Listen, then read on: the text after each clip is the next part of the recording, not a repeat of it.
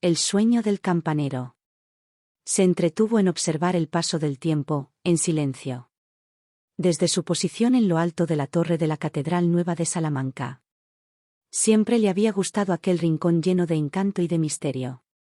Un lugar sumido en el enigma. Cerró los ojos un instante y respiró profundamente. Después, los volvió a abrir y contempló, atónito, el atardecer que ya se ceñía sobre la ciudad. Pronto llegaría la hora de las completas, momento en que todos los religiosos procedían a realizar las últimas oraciones del día, y de nuevo sus manos serían las encargadas de tañer las campanas. Al igual que llevaba haciendo los últimos 15 años, aunque tenía la impresión de llevar escuchando el sonido de aquella armonía desde que había nacido. A lo lejos, varios campesinos regresaban a sus casas portando sus hoces y sus guadañas, fatigados tras una larga jornada de trabajo. Después, desplazó la vista a la derecha y se fijó en que varios artesanos seguían afanados en sus quehaceres dentro de sus talleres, ubicados en una de las travesías que partía de la plaza del mercado, junto a la iglesia de San Martín. Uno de ellos era el herrero, que movía el brazo de arriba a abajo, manteniendo un ritmo constante en el manejo del martillo. Fadrique conocía muy bien el oficio, puesto que su padre había sido herrero y le había intentado enseñar sus conocimientos sobre la forja desde que era un niño. Sin embargo, su futuro no se hallaba entre los colores rojo, anaranjado y amarillo del hierro, ni en el manejo de las técnicas propias de la herrería. A los 10 años, Fadrique descubrió que su vocación trascendía de los aspectos puramente humanos y se adentraba en la divinidad. Era la llamada del Señor, de Dios. Y se entregó a ella sin dudarlo. Nunca olvidaría el tiempo que necesitó para asumir la fuerza que se acababa de instaurar en su corazón y de qué manera consiguió llenarse de valor para comunicárselo a su progenitor. Pero cuando por fin lo hizo, casi 6 años después de haber sentido el primer contacto con Dios, se sintió liberado de sus dudas y temores.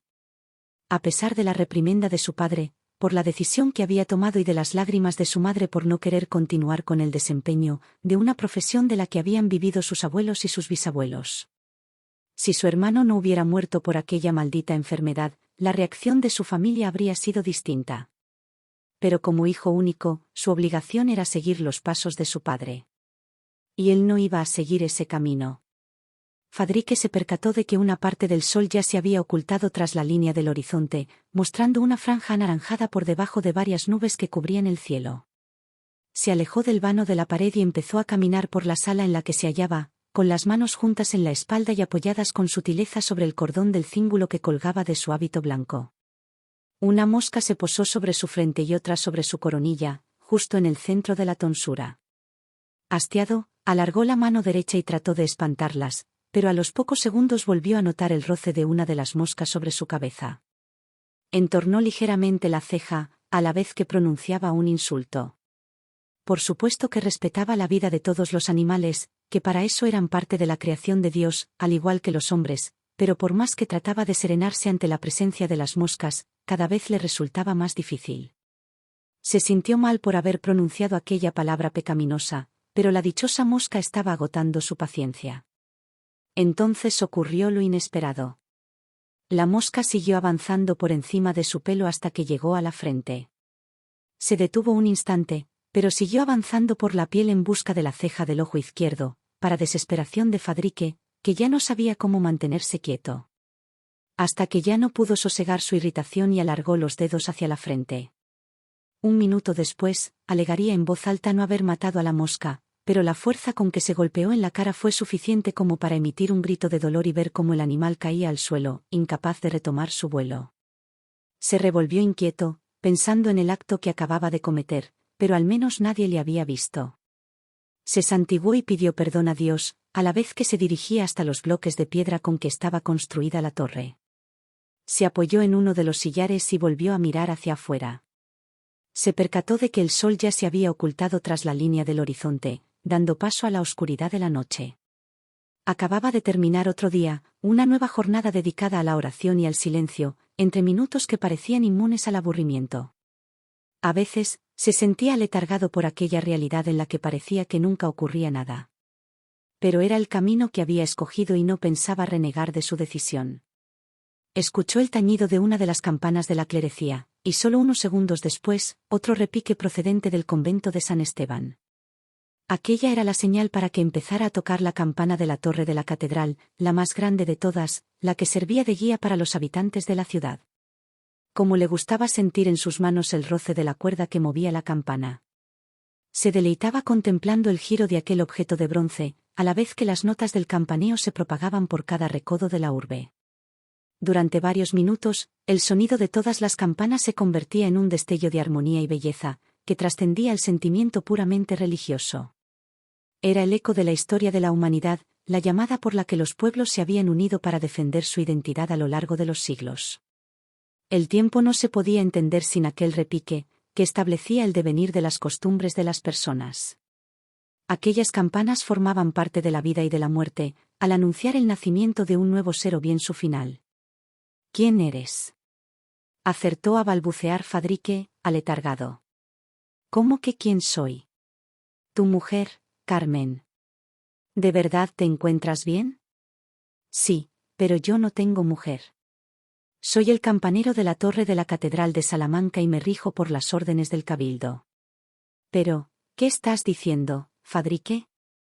Carmen se quedó mirando fijamente a su marido, enfadada. Fadrique, mírame a los ojos. Estás en Ávila y yo soy tu mujer. Vuelve al presente. Fadrique se quedó en silencio, observando las facciones de la mujer que tenía enfrente. Era realmente hermosa, con los ojos marrones, la nariz achatada y una melena larga y morena que caía sobre su espalda. Además, poseía unos labios muy finos que aportaban sensualidad a su rostro. Por un instante, el religioso se sintió atrapado por aquella imagen y por el deseo de besarla, pero se contuvo. Sabía que todo aquello era parte de su sueño. De las quimeras que cada noche surgían en su mente para llevarle a una realidad distinta, que aquella que experimentaba cada día entre los muros de la Catedral de Salamanca. Fadrique, cada vez que te evades de esa forma me acabas asustando. No entiendo cómo eres capaz de abstraerte en un solo instante y no saber quién eres. Carmen se levantó de la silla y empezó a caminar por la estancia, a la vez que lanzaba miradas furtivas a su marido. Mientras tanto, Fadrique permanecía sentado, con la cabeza erguida y con la vista puesta en el punto de luz, que provenía de un hueco que había en la pared de adobe de la casa. De pronto, se percató de que la luz había desaparecido, a la vez que escuchaba unos pasos que se acercaban con sigilo hasta la entrada de la vivienda. Un segundo después, varios golpes sobre la madera le sacaron de su ensimismamiento y lograron desviar la atención de Carmen, que se dirigió con premura a la puerta.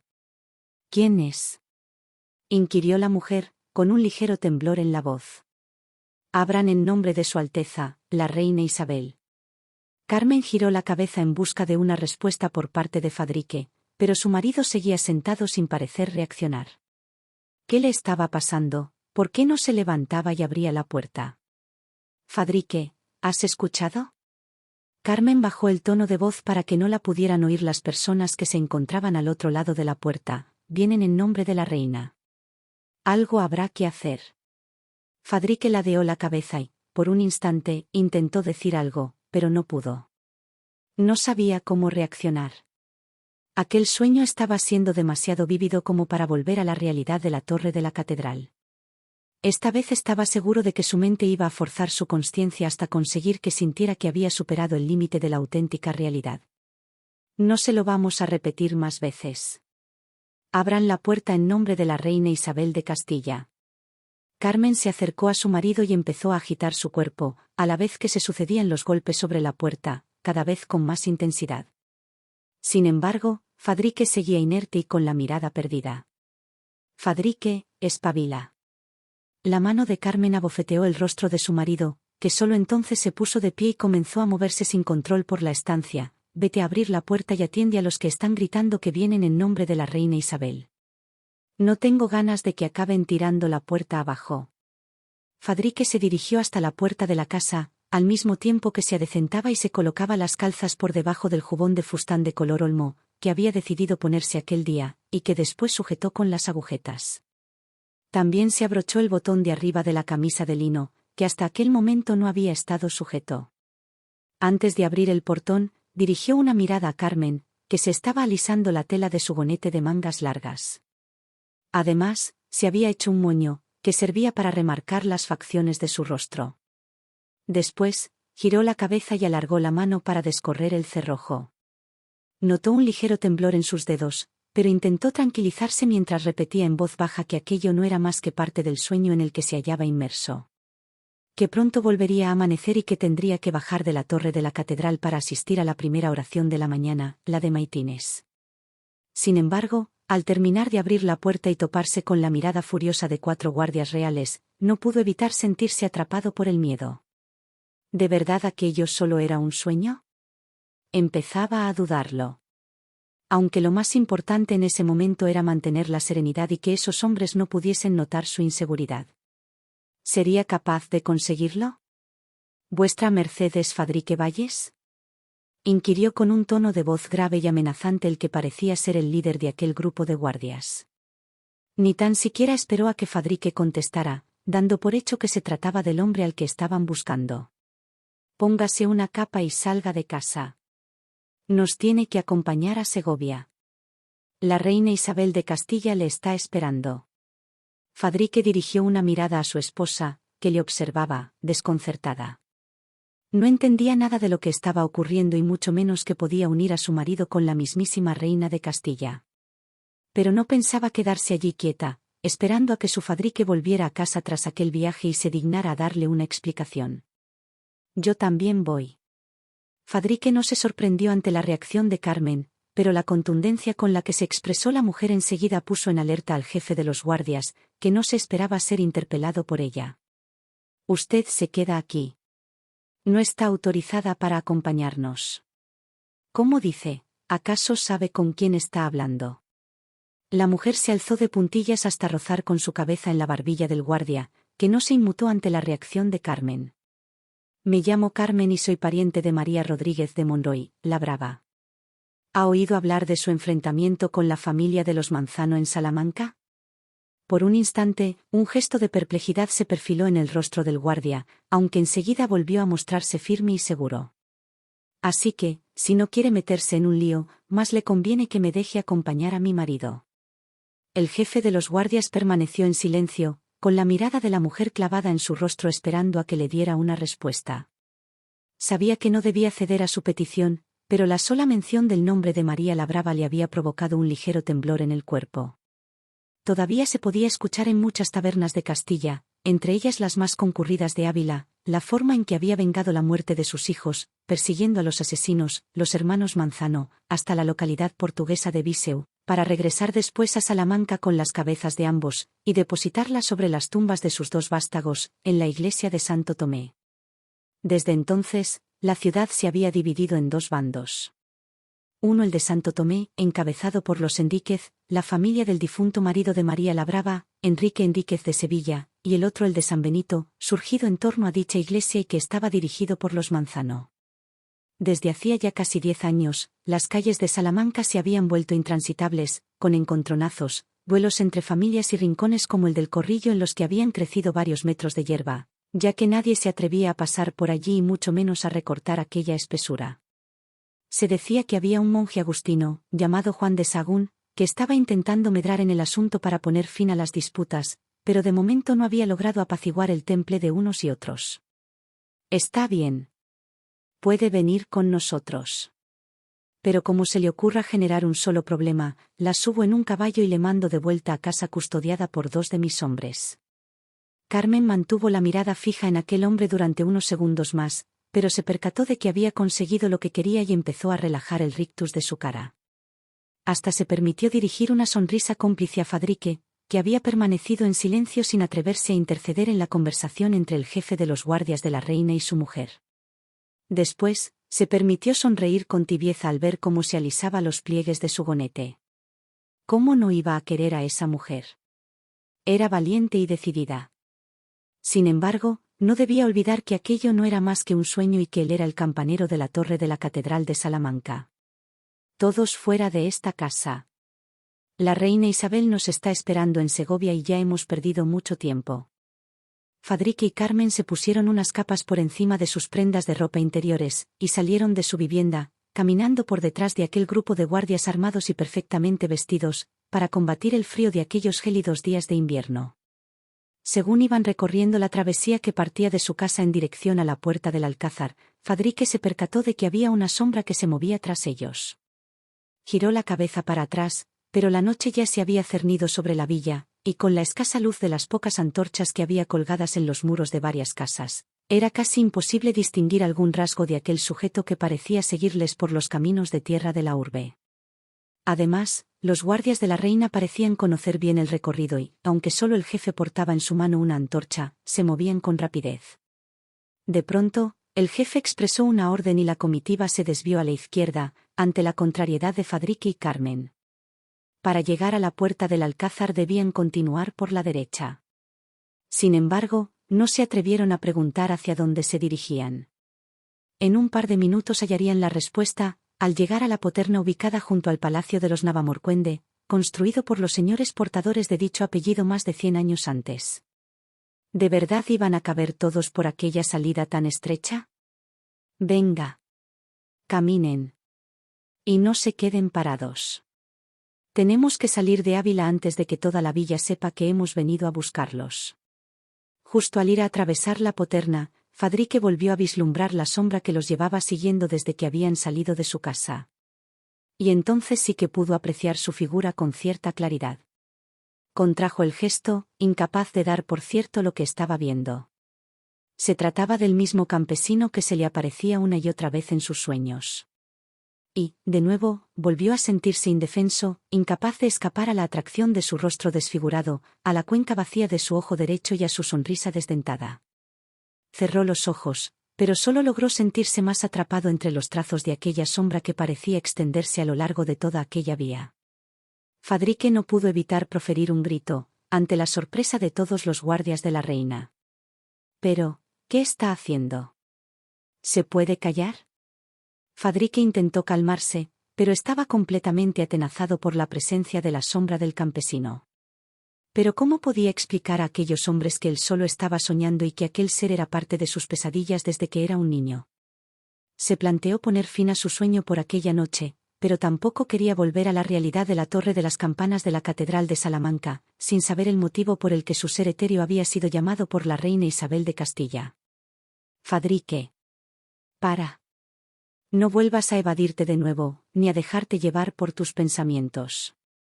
Estamos en Ávila, a 20 de enero de 1475 y estamos siguiendo a unos guardias por las calles de Ávila para encontrarnos con la reina Isabel en Segovia.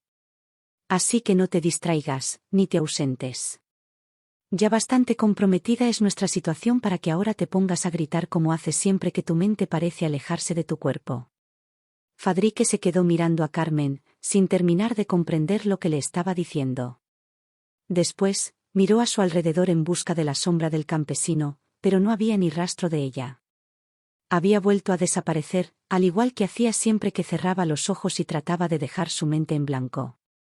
Pero Fadrique sabía que aquel ser le seguiría hasta Segovia. Y hasta cualquier sitio al que fuera.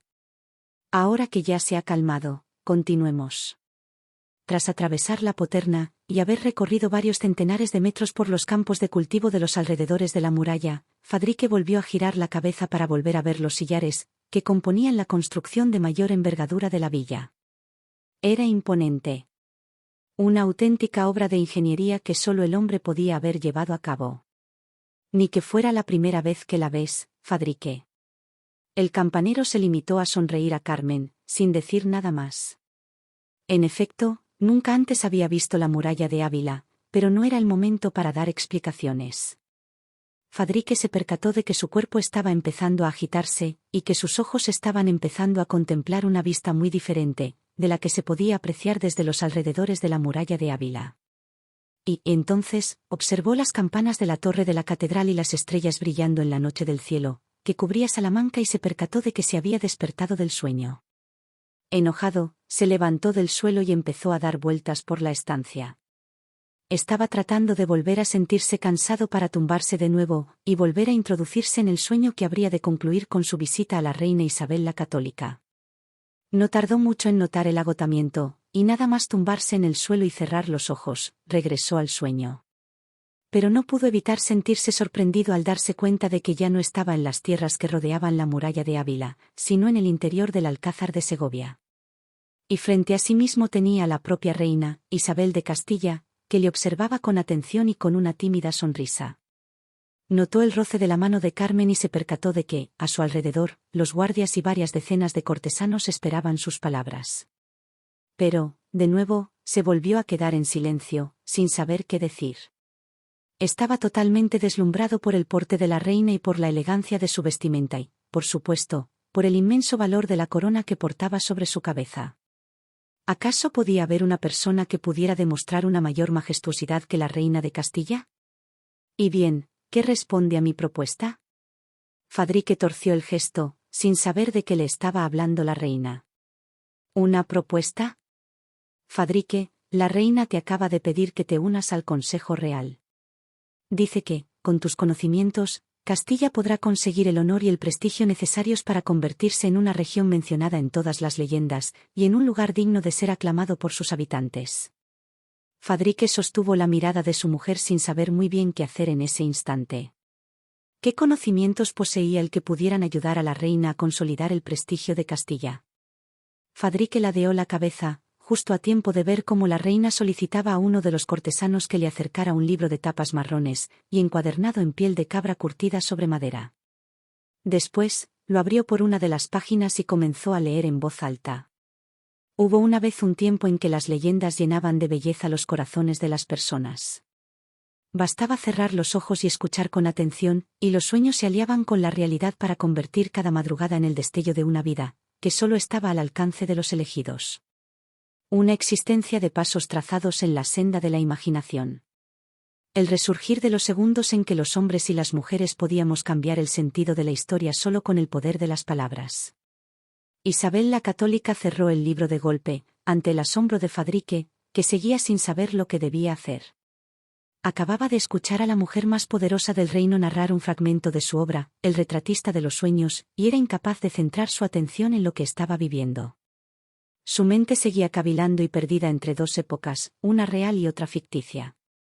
En la real sabía que continuaba tumbado sobre las piedras del suelo de la estancia de las campanas de la Catedral Nueva de Salamanca. En la ficticia, se hallaba en el Alcázar de Segovia, varios siglos antes y frente a la soberana de Castilla. Y, sin embargo, todo era igual de verídico. El sueño estaba sucediendo como si fuese un instante más de su existencia. Aquello trascendía al propio devenir de la fantasía. Además, aquel libro fue su primera obra, que había publicado un par de años antes con un impresor de la calle Mayor. ¿A quién debía hacer caso, al presente o al sueño? ¿Quién era él en realidad? Supongo que, si fue capaz de escribir estas líneas que acabo de leer, será capaz también de redactar una obra que nos convierta a nosotros mismos en leyenda. A usted, a mí, a todos los aquí presentes. El pueblo está ávido de narraciones épicas, de historias que se recuerden, de personajes que les hagan soñar con metas que consideraban inalcanzables. Y quiero darles ese poder, quiero que sus voces sean hilvanadas por el viento de los tiempos sin fin. ¿Me ayudará a conseguirlo? Fadrique notó cómo Carmen apretaba su mano con fuerza, a la vez que la reina Isabel se levantaba de la silla del trono y empezaba a descender por los escalones con la cabeza erguida, y sin apartar la mirada de su rostro. Varias cortesanas se acercaron hasta ella para alzar los pliegues de la parte inferior de su traje, con unos movimientos que denotaban que ya lo habían hecho en más ocasiones, pero la monarca hizo un gesto con su mano para que volvieran a su sitio. En ese momento, no requería de su ayuda. Al llegar al suelo, Isabel dio varios pasos más y se puso frente a Fadrique, sin que apenas existiera una separación entre ellos. Se escucharon murmullos entre varios cortesanos, pero la reina ni siquiera se giró para comprobar de quiénes procedían. Sabía que todos acabarían por hablar de sus actos antes o después. Al fin y al cabo, era parte del carácter de los cortesanos. Si no, la corte se volvería muy aburrida. Mientras no intrigaran contra ella, podían hablar todo lo que quisieran. Después, pegó sus labios al oído de un atónito Fadrique y le susurró con voz firme unas frases que el campanero jamás pensó que podría oír. Recuerda que todo lo que estás sintiendo es real. La verdadera leyenda somos cada uno de nosotros. Con nuestros sueños y anhelos. Y solo con la pasión y la entereza que emerge de nuestros corazones podremos definir la identidad que queremos mostrar a los demás.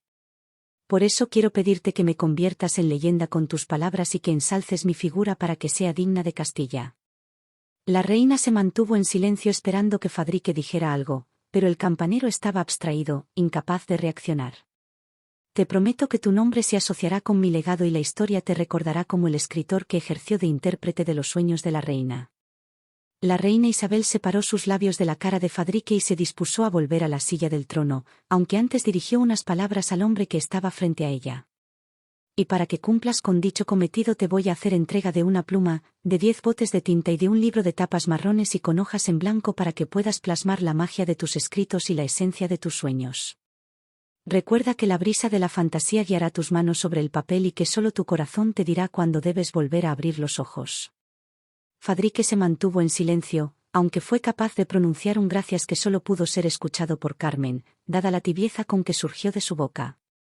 Sin embargo, y a pesar de la frialdad de su marido, Carmen sonrió con franqueza, orgullosa de la complicidad que existía entre la soberana y Fadrique. Y aunque no había podido escuchar lo que le había dicho al oído, estaba convencida de que sería algo muy importante. De pronto, todo empezó a dar vueltas alrededor. Hasta parecía que las paredes del majestuoso alcázar se estaban curvando sobre sí mismas, inclinando los cuerpos de los cortesanos y de la propia reina en un ángulo insostenible. Fadrique intentó poner orden en sus pensamientos, pero una vez más se quedó quieto, incapaz de reaccionar. Empezó a notar que tenía frío, mucho frío. Y que ya no tenía agarrada la mano de Carmen.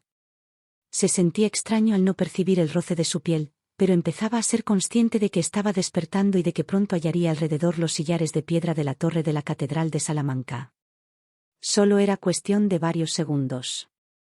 Sin embargo, empezó a escuchar dentro de su mente las palabras que le había indicado la reina Isabel: la brisa de la fantasía guiará tus manos. Solo tu corazón te dirá cuándo debes abrir los ojos. Solo tu corazón te lo dirá, Fadrique. Solo tu corazón. Así que no los abras todavía. Espera. Espera un poco más. Fadrique notó cómo sus párpados se levantaban, a la vez que la luz de los primeros rayos de sol se cernía sobre la torre de la Catedral de Salamanca. Desplazó la vista por la sala de las campanas, mientras un escalofrío recorrió su cuerpo. ¿Cuánto tiempo había pasado desde la última vez que había tocado las campanas? Tal vez unas horas, aunque tenía la sensación de que hubieran sido años. Se llevó la mano al rostro y se percató de que tenía toda la frente llena de arrugas, junto con una barba muy larga que rozaba su cuello. Después, miró al suelo y no pudo evitar un grito al fijarse en el bastón de madera que permanecía al lado de sus pies. ¿De verdad solo habían pasado varias horas desde que tocara las campanas por última vez? Aunque lo que de verdad atrajo la atención de Fadrique fue el libro que se hallaba en el suelo, abierto por una de sus páginas. El campanero se agachó para observar de cerca el volumen y empezó a temblar al darse cuenta de que la hoja tenía el número 1475 anotado en uno de sus márgenes. En su sueño, la visita a la reina Isabel había tenido lugar en el año 1475. Empezó a mover la cabeza de un lado a otro en señal de negación, completamente desconcertado. Esta vez se había excedido en su recorrido por la senda onírica que cada noche le había permitido conocer otras realidades. Él era el campanero de la Catedral de Salamanca y las agujas del reloj seguían marcando el avance de los últimos años del siglo XVIII. Nada había cambiado. Y, sin embargo, se sentía extraño entre aquellos muros de piedra, que parecía observar como si fuera la primera vez que los tuviera frente a sí, cuando llevaba años subiendo a lo alto de aquella torre para extraer unas notas de armonía de aquellas campanas de bronce fundido. Comenzó a leer en voz alta las palabras escritas en aquella hoja, alumbrado por los primeros destellos del amanecer, mientras se iba notando cada vez más perplejo y frágil. Se estaba diluyendo en el espacio, convirtiéndose en su propia sombra. Despacio, arrastrando los pies, se desplazó hasta uno de los muros de la torre y acercó el rostro al vano abierto en el sillar de piedra. A la vez que un rayo de sol atravesaba la hendidura, Fadrique retrocedió unos pasos, asustado. El rayo había cegado su visión. Un sonido atronador se expandió por toda la estancia, seguido de una voz estridente que le recordó quién era. Solo podrás abrir los ojos cuando estés preparado para aceptar que eres parte de una obra de leyendas. El libro de las almas legendarias. Después, El silencio se apoderó de la sala de las campanas de la torre de la Catedral Nueva de Salamanca, mientras un libro se cerraba sobre sus tapas, ocultando en su interior la sombra de Fadrique, y todas las líneas que el campanero había escrito con la pluma y los botes de tinta de la reina Isabel. El viento siguió atrapando los ecos de la historia, aunque cada 20 de enero desde el año 1780 se detiene en la sala de las campanas de la torre de la Catedral Nueva de Salamanca, a esperar a que un campanero dominico, de nombre Fadrique, salga de un libro que él mismo escribió para volver a convertir su toque de las campanas en leyenda. Después, sigue soplando, visitando cientos de lugares en todo el mundo y esperando el regreso de su amigo al año siguiente. A día de hoy, más de 3 siglos después, para los habitantes de Salamanca sigue siendo un misterio alzar la vista a la torre de la catedral y descubrir la figura de un monje junto a las campanas, mientras una bella armonía, que no se escucha el resto del año, engalana cada rincón de la ciudad.